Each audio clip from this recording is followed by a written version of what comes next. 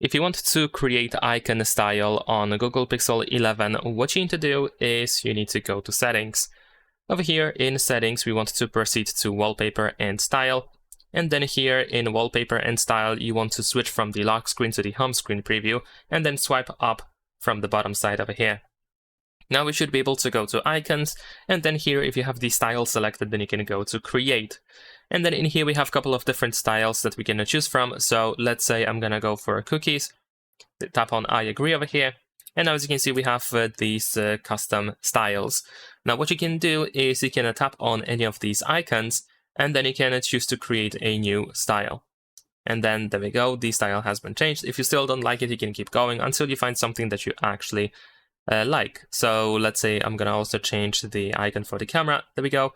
And once you like the style, then you should be able to download it. There we go. Next, you can tap on the style that has been added in here. And now you can use this check in the upper right corner. And there we go. This is how it looks like.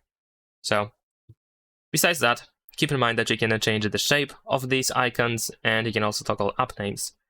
Leave a like and subscribe.